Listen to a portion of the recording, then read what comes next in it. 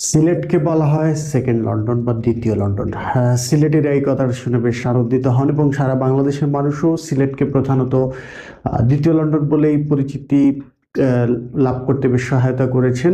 এটার প্রধান কারণ ছিল সিলেটের পরিবেশ, সিলেটের সামাজিক এবং সাংস্কৃতিক যে ঐতিহ্য, সেটার কারণেই প্রধানত সিলেটকে দ্বিতীয় লন্ডন বা সেকেন্ড লন্ডন বলে অভিহিত করা হতো। পুরো বাংলাদেশের চিত্রটাকে একপাশে আমরা যদি রাখি সিলেট বিভাগ বাদে, তাহলে দেখা যাবে যে সিলেট বিভাগের যে সাংস্কৃতিক ঐতিহ্য, সামাজিক যে ঐতিহ্য এবং সামাজিক যে বন্ধন বা কাঠামো, সেটা বলা চলে মোটা দাগে পুরো বাংলাদেশ থেকে একটু ভিন্ন ধরনের ছিল। এই ছিল কথাটা বলতে হচ্ছে এই কারণে মূলত আজকের এই আলোচনা। সেটা হচ্ছে যে গত দেড় দশকে বাংলাদেশে যে স্বৈরশাহীর শোষণতন্ত্র কায়েম হয়েছিল, সেটার প্রভাবে এই বৃহত্তর সিলেটের সামাজিক সাংস্কৃতিক পরিবেশে বেশ উল্লেখযোগ্য পরিবর্তন ঘটেছে এবং সেটা কোনোভাবেই ইতিবাচক বলার উপায় নেই। এবং নানা কারণে সিলেটের যে দীর্ঘদিনের সামাজিক সাংস্কৃতিক স্থিতিশীলতা, সামাজিক সম্পর্কের যে একটা ভারসাম্য, সেটা এখন আর আগের মতো আছে বলে দাবি করার সুযোগটা খুবই কম। এবং সামাজিক ক্ষেত্রে আমরা দেখতে পাই নানান ধরনের অস্থিরতা এখন খুবই নিয়মিত হয়ে উঠেছে। এটার প্রধান কারণ হচ্ছে গত দেড় দশক ধরে যে রাজনৈতিক অস্থিরতা বাংলাদেশে ছিল, সেটার একটা বড় প্রভাব সিলেটেও পড়েছে। বিশেষ করে আমি বলবো যে যে ক্ষমতাবান দলের বিভিন্ন ধরনের অঙ্গ সংগঠনগুলোতে সিলেটের কিশোর তরুণ তাদেরকে যুক্ত করা হয়েছে এবং খুব স্বাভাবিকভাবেই পুরো দেশে একটা রাজনৈতিক দল যেভাবে তাদের কার্যক্রম পরিচালনা করে, তাদের পেশি শক্তির প্রদর্শনী, নানা ধরনের অনিয়ম নৈরাজ্য ইত্যাদি পরিচালনা হয়েছে পুরো দেশ জুড়ে, সেটার প্রভাবে সিলেটেও আসলে এই চর্চাগুলো আমরা দেখতে পেয়েছি। এবং সিলেটের যে সামাজিক স্থিতিশীলতা ছিল, সেটা অনেকখানি এখন ভঙ্গুর পর্যায়ে চলে গেছে বলে আমি মনে করি। তো সেই সামাজিক রাজনৈতিক পরিবেশের সঙ্গে সঙ্গে সাংস্কৃতিক যে পরিবেশটা ছিল, সেটাও অনেকখানি ক্ষতিগ্রস্ত হয়েছে। সেখানে রাজনৈতিক দল যেটা ছিল ক্ষমতায়, তাদের যেমন প্রভাব রয়েছে, তার সঙ্গে সঙ্গে একটা বিষয় যেটা অনেকে হয়তো দ্বিমত করতে পারেন, আমি আমার ব্যক্তিগত দৃষ্টিকোণ থেকে যেটা বলছি, যে পাবলিক ইউনিভার্সিটি বা সরকারি বিশ্ববিদ্যালয় যেগুলো ছিল, সে বিশ্ববিদ্যালয় কেন্দ্রিক যে সাংস্কৃতিক চর্চা ছিল, সেগুলোর কারণেও সিলেটের বৃহত্তর যে সাংস্কৃতিক পরিমণ্ডল, সেখানে নানা ধরনের পরিবর্তন চলে এসছে। এবং সাধারণত আমরা সিলেটবাসীরা যেগুলোতে কখনোই অভ্যস্ত ছিলাম না, সেই বিষয়গুলো এখন সিলেটের সংস্কৃতিতে চলে এসছে। এবং এসব নিয়ে আসলে খুব বেশি কিছু বলারও থাকে না, কারণ আধুনিকতার দোহাই দিয়ে এবং বৈশ্বিক ট্রেন্ড ইত্যাদি বলে এগুলো এখন ছেলেপুলেরাই বলতে চায় যে এগুলো আসলে গ্রহণযোগ্য কিংবা এগুলো করাটাই এখন চল বা এগুলো করতে হবে, এরকম অনেকটাই এখন হয়ে গেছে। ফলে যেটা হয়েছে যে সিলেটের সাংস্কৃতিক পরিবেশের মধ্যে একটা বিরূপ পরিবর্তন আমরা দেখতে পাচ্ছি, যেটা হচ্ছে আমরা যেটা বলি সিলেটের একটা সাংস্কৃতিক ঐতিহ্য যেটা রয়েছে, সামাজিক একটা ঐতিহ্য ছিল, সেটা অনেকখানি আসলে এখন আর আগের মতো নেই।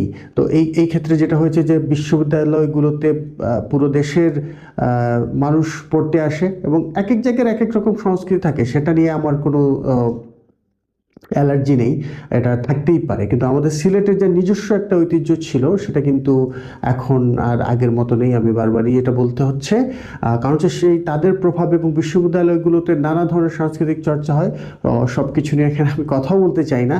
অনেক কিছু আছে যে আমরা সিলেটবাসীর কাছে কোনোভাবেই গ্রহণযোগ্য নয় এবং কোনোভাবেই সেগুলো আমরা সুস্থ স্বাভাবিক সংস্কৃতি বলে গ্রহণ করতে পারিনি। কিন্তু এখনকার দিনে যেটা হয়েছে, এই বিশ্ববিদ্যালয়গুলোতে এই সংস্কৃতির চর্চার ব্যাপ্তি বহুগুণে বৃদ্ধি পাওয়ার ফলে এখন সিলেটি যারা রয়েছেন তারাও প্রভাবিত হয়েছেন। শিক্ষার্থীরা অনেকেই তো এই বিশ্ববিদ্যালয়গুলোতে পড়ে থাকেন, তো তারাও প্রভাবিত হয়েছে এবং তাদের মধ্যেও এই সংস্কৃতির চর্চাগুলো এখন বেশ প্রকট আকারে দেখা যাচ্ছে। ফলে একেবারে আমাদের সিলেটের মাটির সিলেটের প্রকৃত সিলেটি মানুষের যে সংস্কৃতি ছিল, সাংস্কৃতিক চর্চা ছিল, তা অনেকখানি এখন কোণঠাসা হয়ে পড়েছে বলতেই হবে। এর বাইরে যেটা হচ্ছে, সিলেট গত দেড় দশকে নানাভাবে বঞ্চনার শিকার হয়েছে অর্থনৈতিকভাবে, এবং সারা দেশে তো আমরা উন্নয়নের নানান চিত্র দেখেছি, সেই তুলনায় আসলে সিলেটে খুব বেশি উন্নতি হয়নি। যদিও সিলেট থেকে আমরা পরিকল্পনা মন্ত্রী ছিলেন, তিনি তার এলাকা সুনামগঞ্জে ব্যাপক উন্নয়ন সাধন করেছেন, তবে সিলেটে, বিশেষ করে সিলেট জেলা শহরে বা সিলেট জেলাতে তার উন্নয়নের ছোঁয়া লেগেছে বলে আসলে বলার সুযোগ নাই। তারপর হচ্ছে আমাদের শুধু পরিকল্পনা মন্ত্রী, আমাদের বন ও পরিবেশ প্রতিমন্ত্রী ছিলেন সিলেটের। এর আগেও আসলে সিলেটের একাধিক মন্ত্রী ছিলেন। তারপর হচ্ছে অর্থমন্ত্রীও সিলেটের দীর্ঘদিন ছিলেন। মরহুম এম সাইফুর রহমান অর্থমন্ত্রী থাকাকালে সিলেটের উন্নয়নে ব্যাপক পদক্ষেপ তিনি নিয়েছিলেন, এবং সেই পদক্ষেপগুলোর ফলে সিলেটে একটা বৈপ্লবিক পরিবর্তন এসেছিল।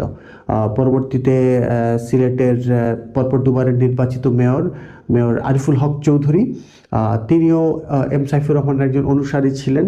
তিনিও সেই ধারাবাহিকতা বজায় রেখে তিনি তার সাধ্যমতো চেষ্টা করেছেন উন্নতি করার, যদিও সেই সময়ে বিএনপি সরকারে ছিল না, আওয়ামী লীগ ছিল সরকারে, ফলে অনেক ক্ষেত্রেই নানান ধরনের টানাপোড়েন সৃষ্টি হয়েছে।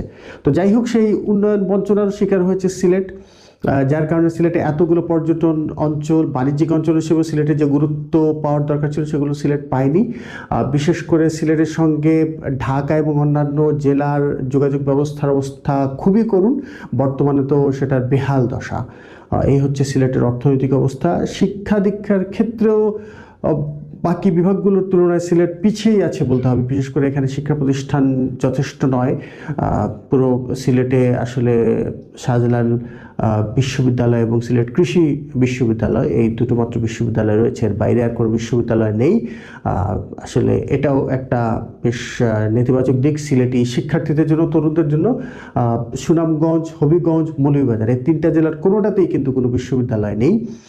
সুতরাং উচ্চশিক্ষার জন্য শিক্ষার্থীদের হয় ঢাকায় যেতে হয়, না হলে সিলেট এই শাহজালাল বিশ্ববিদ্যালয় অথবা সিলেট কৃষি বিশ্ববিদ্যালয়ে আসতে হয়। তো এটাও একটা আমি বলবো যে এক অন্তরায় তরুণদের উচ্চশিক্ষা গ্রহণের জন্য।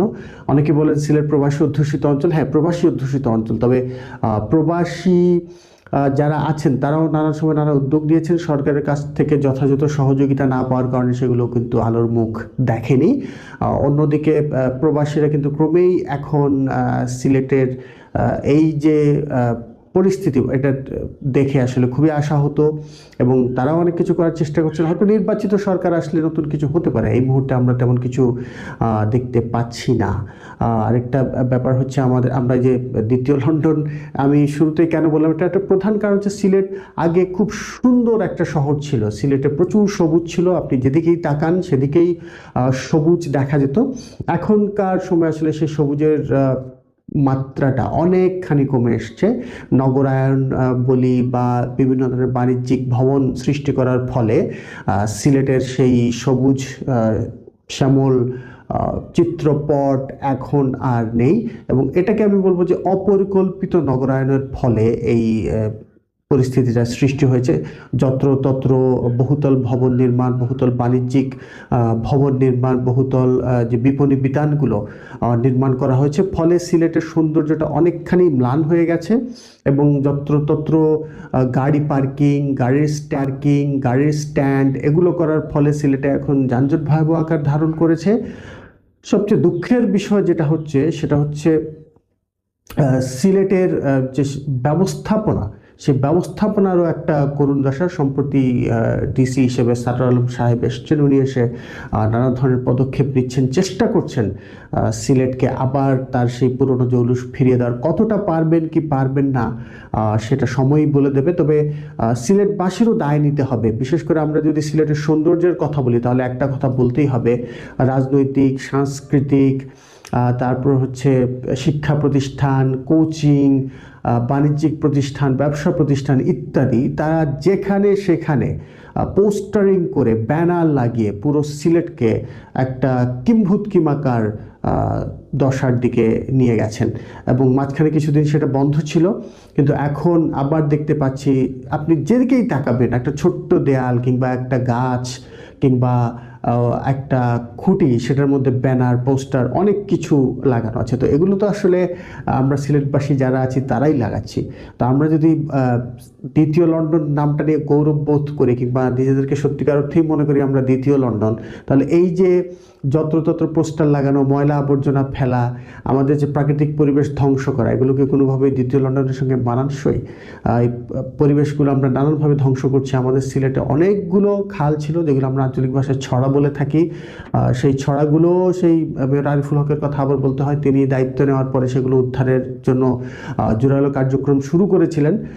সেটা আবার হবে কিনা এখন কিছুই বলা যাচ্ছে না। তো খালগুলো দখল হয়ে গেছে, নদীও দখল হয়ে গেছে, অনেকটাই উদ্ধার করেছিলেন তিনি মেয়র থাকতে। সেই ধারাবাহিকতা যদি রক্ষা করা হয় তাহলে সিলেটের সেই পুরনো সৌন্দর্য কিছুটা ফিরে আসতে পারে। তবে এই মুহূর্তে এই প্রাকৃতিক পরিবেশ নষ্ট যারা করছেন, ধ্বংস যারা করছেন, তাদের বিরুদ্ধে ব্যবস্থা গ্রহণ করা জরুরি। সিলেটের প্রচুর টিলা ছিল, সেই টিলাগুলো ধ্বংস করা হয়েছে। গাছপালার কথা তো বলেছি, সবুজ অনেক জায়গা ছিল, সেই জায়গাগুলো ধ্বংস করা হয়েছে। সিলেট শহরে এখন হাতে গোনা অল্প কয়েকটা খেলার মাঠ আছে, বাচ্চাদের, শিশুদের, কিশোরদের খেলার মাঠও নেই, পর্যাপ্ত বিনোদনের ব্যবস্থা নেই। সিলেটের নামকাওয়াস্তে একটা পার্ক রয়েছে, তবে সেই পার্কে সাধারণ মানুষের পক্ষে যাওয়া খুবই কঠিন একটা ব্যাপার। ফলে চিত্ত বিনোদনের জন্য সিলেটের মানুষদের সুযোগ খুবই কম। ফলে যেটা হয় যে চিত্ত বিনোদনের অভাবে শিশু, কিশোর, তরুণরা নানা ধরনের অসামাজিক অপরাধমূলক কর্মকাণ্ডে জড়িয়ে যায় এবং খুব বেশি যেটা এখন আমরা বলি যে মোবাইল আসক্তি বা ইন্টারনেট আসক্তিতে তারা জড়িয়ে পড়ছে।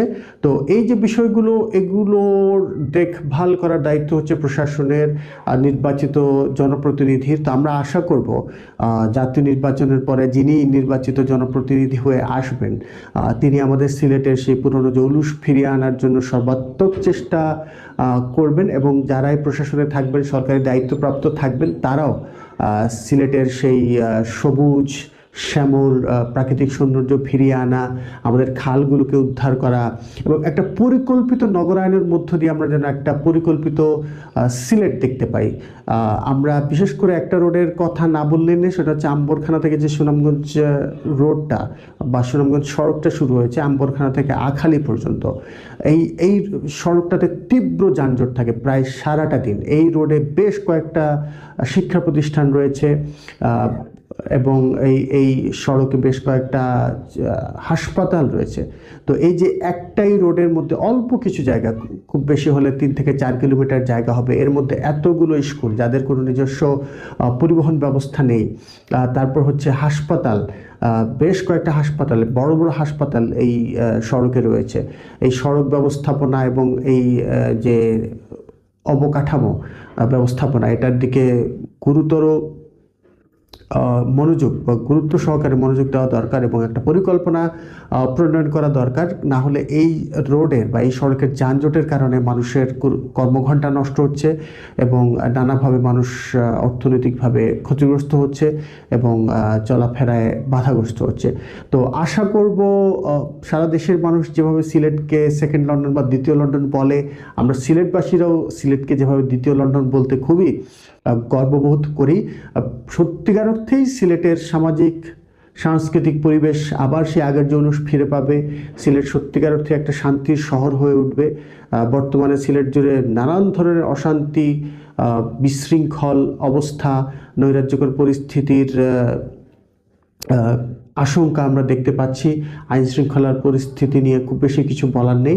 আশা করব এই সব কিছুর উন্নতি হবে এবং সিলেট তার আগের জৌলুস ফিরে পাবে। আর বিশেষ করে আমরা যারা সিলেটই আছি, আমরা আমাদের জায়গা থেকে আমাদের দায়িত্ব পালন করব এবং সিলেটের যত ধরনের অসুবিধা আছে সেগুলো নিয়ে নিয়মিতভাবে কথা বলবো। সিলেটের প্রাপ্য অধিকার পাওয়ার জন্য আমরা যার যার অবস্থান থেকে যেটা করা দরকার সেটা করব। আশা করি আমাদের সিলেট আবার তার সেই পুরনো জৌলুস ফিরে পাবে।